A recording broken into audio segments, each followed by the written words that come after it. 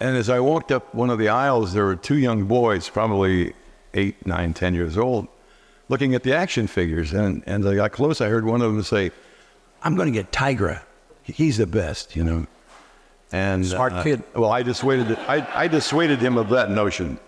And then the other one said something about, "No, Panthro, I'm going to get Panthro." Well, I couldn't help myself. I went, "Excuse me, boys. Why don't you get Lion-O? He's the guy who says, 'Sword of Omens, come to my hand.'"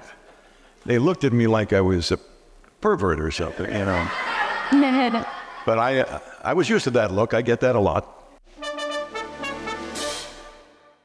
We're going to welcome to the stage here already. We got Lynne Lipton, the voice of Cheetara, and Wilyket. And we've got Peter Newman, the voice of Tygra, and Wilykat. And coming up here from behind, the man, the myth, the legend, here he is, Lion-O himself, Larry Kenney. Lion-O, who? You saw I had a crutch because Larry, we had this race and he tripped me. And that was, you know, that's the kind of Lion-O he is. So yes, we have amazing. We have 3 great legends here. So we're very excited to do that. We're going to Larry in a second to come here and get settled. And if you notice, the first thing the voice actors do is adjust the microphone.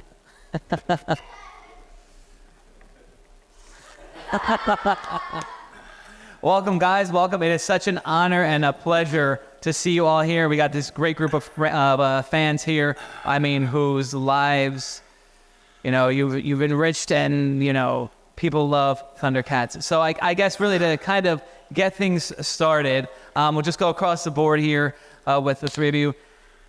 How did you find this world of ThunderCats? Larry and I talked about a week ago. Rankin Bass, who produced the show, did all these holiday specials, and then here's this like rock and roll theme, which you just heard, action adventure series. What got you all to ThunderCats? Well, it was an audition for. It was just, you know, as an actor, you're always auditioning, and I'd say about 80% of the time you don't get the job. And it was just one of those auditions. You walk in and you did this, and the producer, or the woman, the director, was Lee Doniger, who was our sort of savior leader. And she hired me, and I'm ever grateful, because she said, "Can you do all the female voices?" Which I did say for Pumru, right? Yeah. And it was the best job, you know. There was a hell of a lot of drugs in the room, and Larry was mostly naked at the time. I was really surprised. I looked a lot better back then. You know, but, and it was just very lucky. It was a fun job. It wasn't like work. And I was with all these guys, and they were wonderful. There was Bob McFadden and Earl Hammond, and Earl Hyman, who was the actor on the old Cosby Show. He played the father. And Bob McFadden and everybody, and some of them are gone, but, you know, to be the only woman in this room with these great, fun people, you know, it was great. Thank you very much. Is there more? No, I think it's covered it. I think that does it. All right, I guess I'll go next. Exactly as Lynne was saying, it's one of my favorite parts about the ThunderCats world and how I got into it. It was just another audition, another day, another audition. Yeah. Didn't know what it was going to become at all. I was sent to the Rankin Bass office, not to a recording studio. And my recollection of it was in an office with them, with Jules Bass and Lee Daniker, the director, Jules Bass of Rankin Bass. And basically, they said, "Well, we have, you know, these cartoon characters. And can you do younger voice, and can you do an older voice, and can you do the hero type, and can you do a villain?" I did everything I could think of, any silly voice, anything I could throw at them, just in hopes of getting this job, whatever it was, because it was a job. And then to find out, I don't know how many days or later, that, hey, you got the job. And I said, oh, that's nice. And then they said, oh, well, this is going to be a series. They're going to do a whole bunch of episodes in this. And and it turned out to be, as Lynn said, just about the best job I had in all the years that I worked, in terms of the fun of working with, really professional people that I looked up to, and because I was relatively new in the business. Just from a silly audition. And sometimes life is good, and sometimes the fates are kind. Yeah. So thank you. Yeah, the audition process is sometimes very frustrating, because like Lynn said, you probably don't get 80% of the ones you go to. I think it might even be higher than that. Because, most of your day is going from one audition to another, and maybe going to a recording session if you were lucky enough to get another, get a job. And the thing I remember most about the audition at Rankin Bass was they had the walls were lined with drawings of what the characters looked like, and what the Thunder Tank was, and Cat's Lair. Because you remember, nobody ever knew, none of us knew what this was about. Nobody except people who wrote it and everything knew what ThunderCats was. So when we got there, we just knew it was going to be an animated series. That's all I was told anyway. Yeah. So they had these pictures of all the, and when it's your turn to go in and audition, they asked, at least they asked me to do audition for one Thundercat and one mutant bad guy, And I remember the most important thing they said to me was, for the Thundercats themselves, we don't want cartoon voices, because they're like half human and and half animal. And so they went human voice, talks the way a human talks, And then for the mutants, that's where you really get to act. Any actor will tell you that it's the most fun to play a bad guy in something, because you can be over dramatic, So I picked Nayda to audition for, I guess, because he was Lord of the Thundercats. I said, I may as well be the boss of the place, if I get it. And then I liked the picture of Jackalman.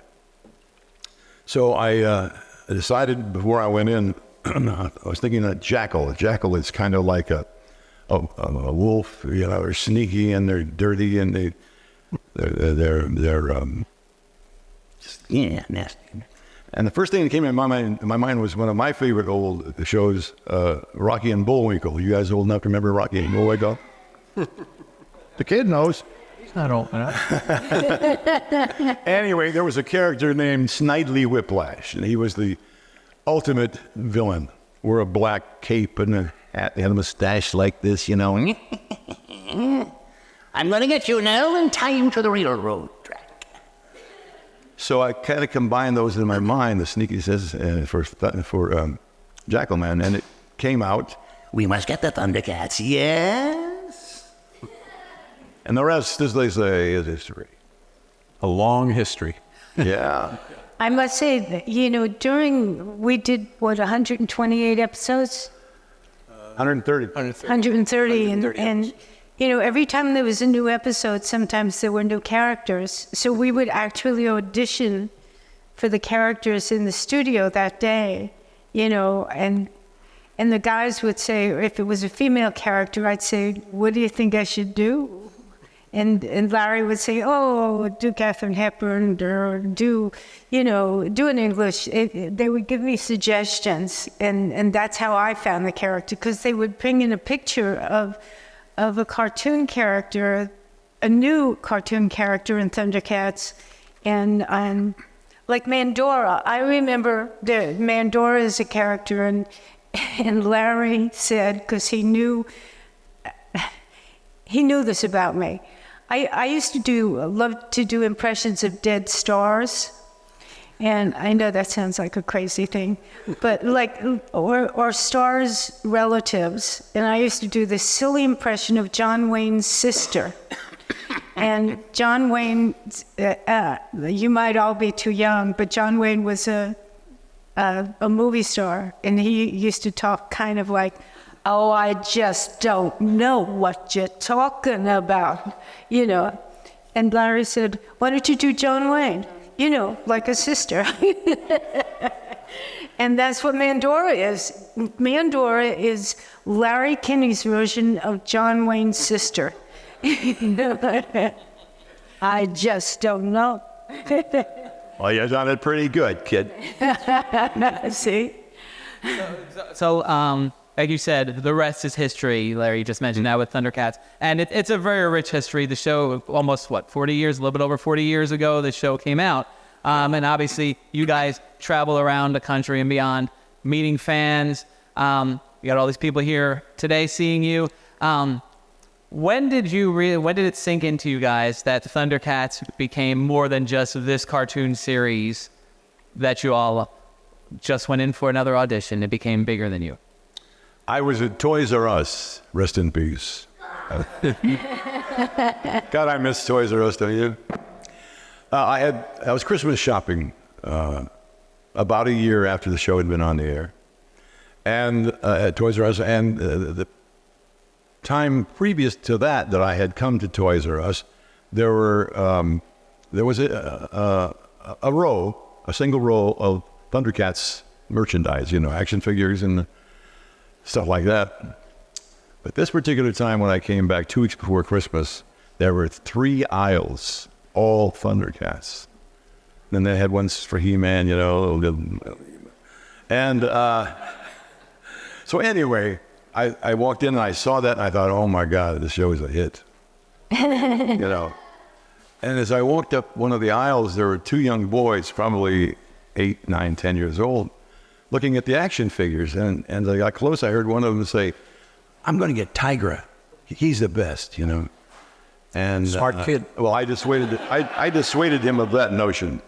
And then the other one said something about, no, Panthro, I'm going to get Panthro. Well, I couldn't help myself. I went, excuse me, boys. Why don't you get Lion-O? He's the guy who says, Sword of Omens, come to my hand. They looked at me like I was a pervert or something, you know. But I was used to that look. I get that a lot.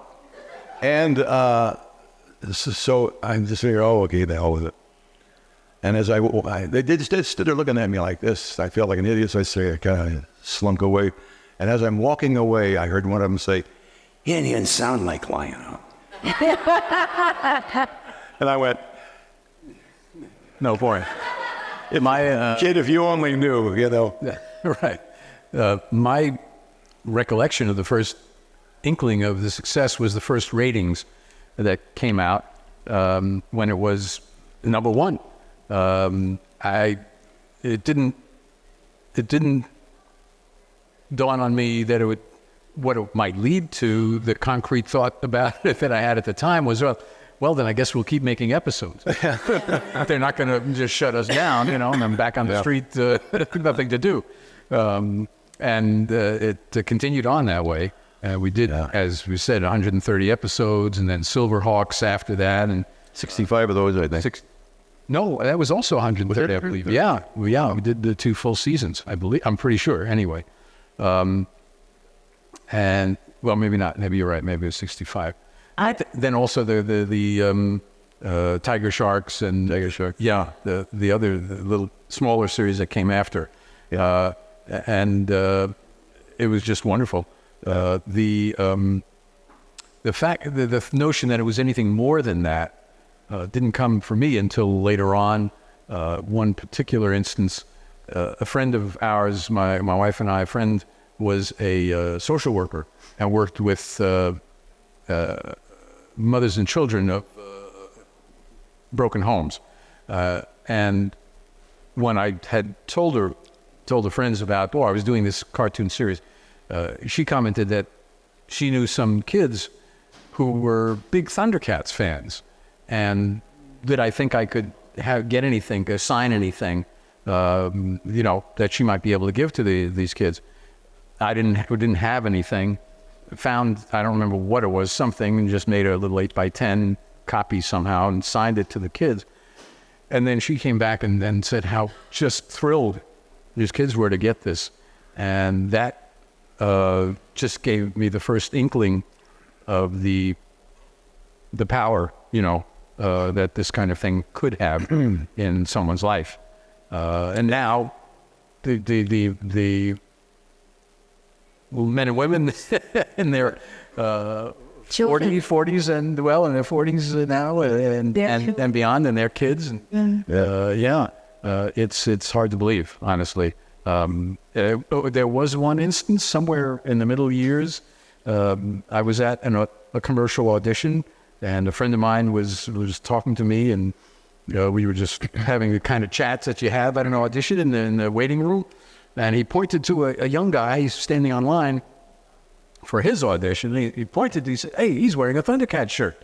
And he went over to this young fellow and said, "Oh, you're a fan of ThunderCats?" He said, "Well, he did some of the voices for ThunderCats." And much to my amazement, this young fellow was, "Wow, really? You did it? Sign my shirt." So I did. I signed the shirt. And you said $50. Well, that was before inflation, 25. And I remember I used to go up to, in New York, they're not homeless kids, but I used to go up to Harlem and read to kids in the schools.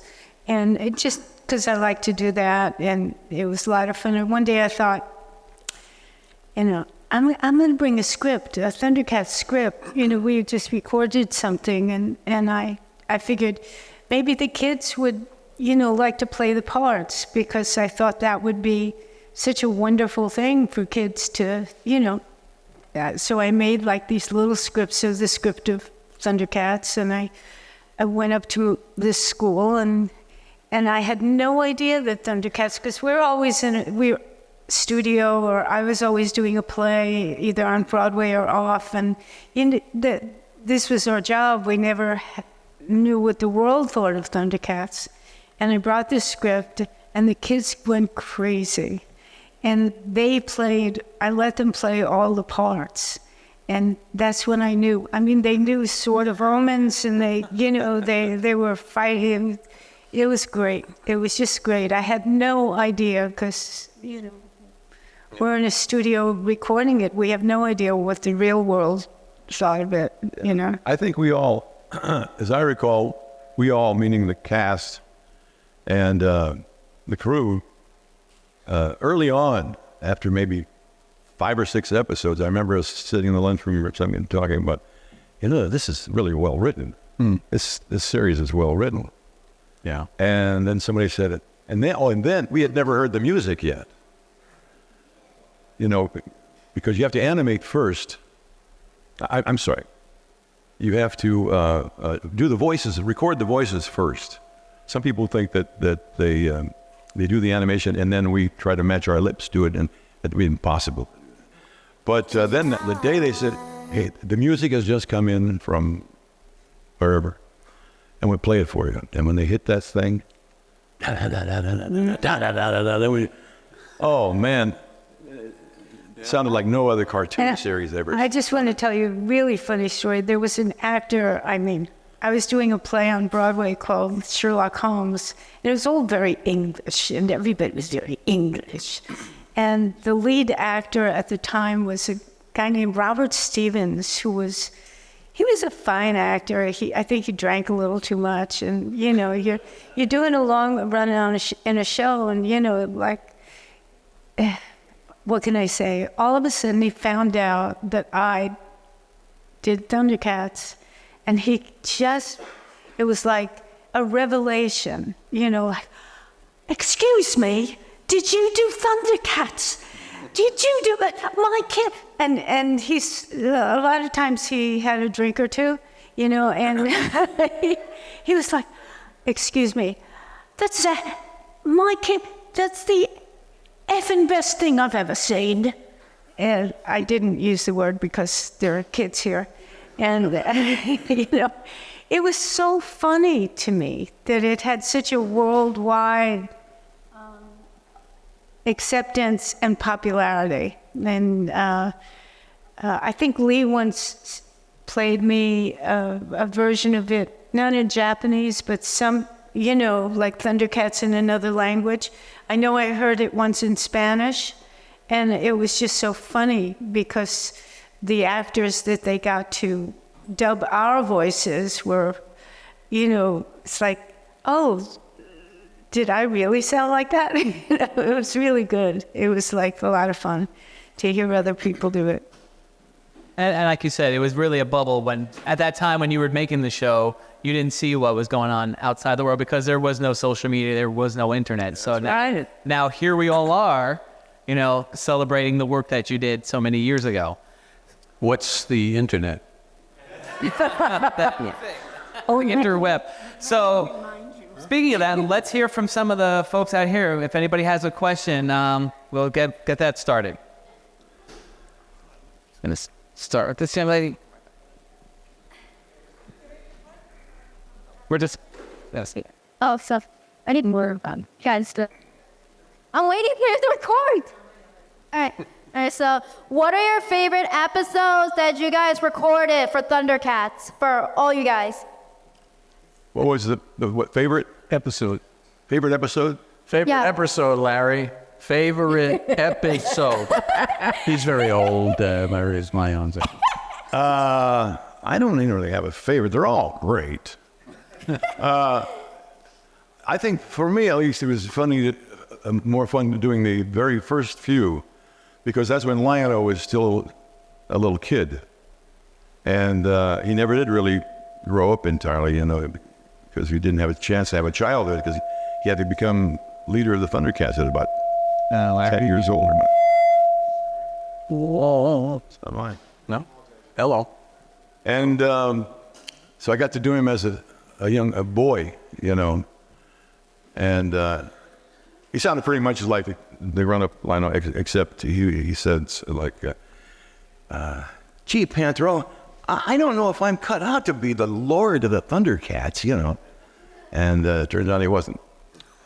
But yeah, but we let him do it anyway. Did I answer your question? I did, but. Yeah.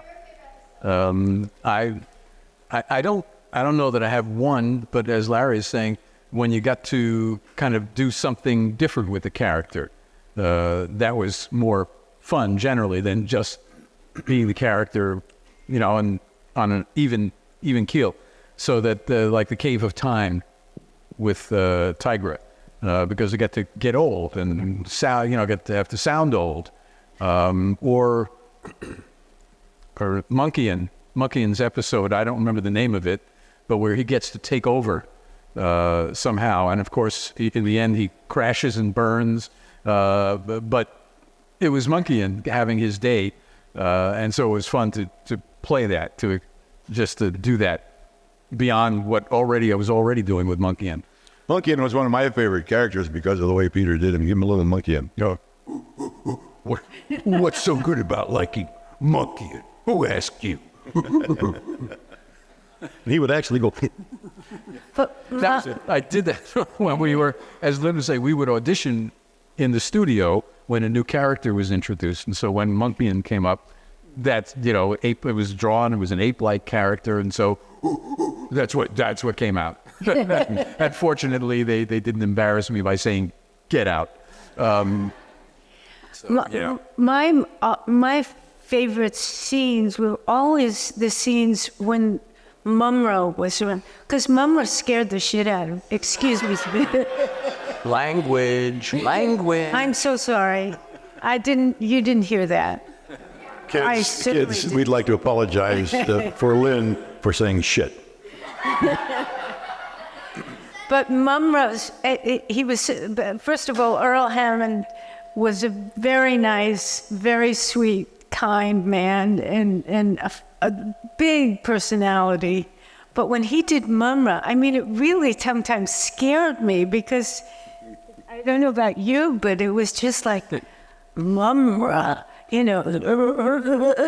and he, in the studio, he would become this guy.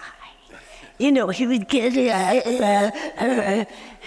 and he was just wonderful and scary, and just a nice, funny man, but boy, it scared me. I don't know why. Well, when Mumra does the transition, Ancient spirits of evil, transform.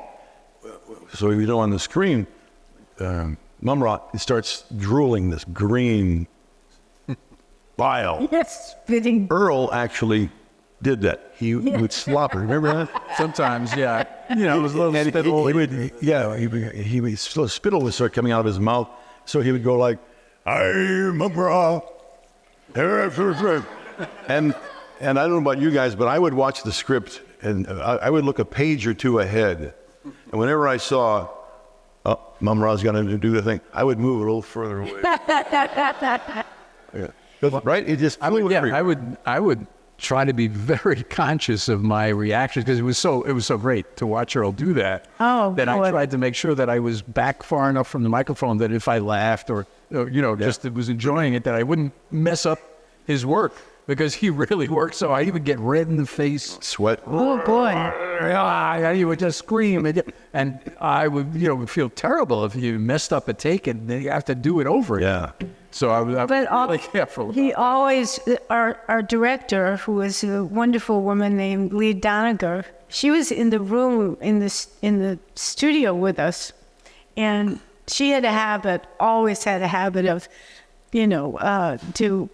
let's do another one for a safety, which is a way of saying just in case there wasn't something right with the take, that she would always ask for another one. And when Mumra was, she'd say, "Oh, that's great, Earl. No, let's just do a safety on that." And I always saw Larry back away again, like, "Oh God, he's gonna spit all over me." I thought about bringing a plastic sheet. But overall, like Gallagher. Remember the comedian Gallagher? Yeah. Yeah, Gallagher. Yeah. All right, cool. We have another question here for you from this gentleman. Hi, Lynn, Peter, and Larry. Thanks for being here today. We appreciate you taking the time to join us. For decades, there's been rumors and rumblings about a live action or CGI adaptation of ThunderCats for the big screen. At any point over that time, have you guys been contacted to contribute to such a project, either as an actor or as a consultant? I have it. Have you? No. I don't think they would want me anyway because I still have that leotard, but it's not a pretty picture. You wouldn't want to see that. No, I haven't been contacted by any. And you're right. About every 7 or 8 years, there's another rumor that comes out that they're making. And in fact, the most recent one, they even went so far as to say that Warner Brothers has hired a director and a screenwriter. And the director is the guy who did Kong versus Godzilla or whatever. And then it just goes away. You don't hear about it anymore. I wish they would. I wish they would do a movie. And then I wish they would hire us to do something. Yeah. I don't know. Well, if Probably it were ushers in the theater. I would be Cheetara's grandmother. I would just, like to do that. If it was live action, I'd just have her. ThunderCats. Oh, Cheetara. Why don't you clean your paws? I mean, you're running so much. You just have dirty paws, honey. And Tigra, Has anyone seen my bolo whip? I can't find it. I'm visible to everybody. We have a couple time for a few more questions. This gentleman here. Hi, good afternoon. Thank you for the childhood. This was kind of answered in the last question, but I'm always curious about the process with animation. Was the whole cast together for all of the recordings, or were there times where you had to just kind of go based on, was the whole cast together in the studio the whole time? We were so lucky because most animations, certainly other animations that I've done, you are in a studio alone. You often just looking at the picture and getting it. It's called a click.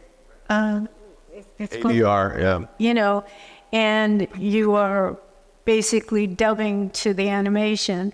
And we were so lucky because most animation is done that way, certainly now. But we were together and it gave us just fun.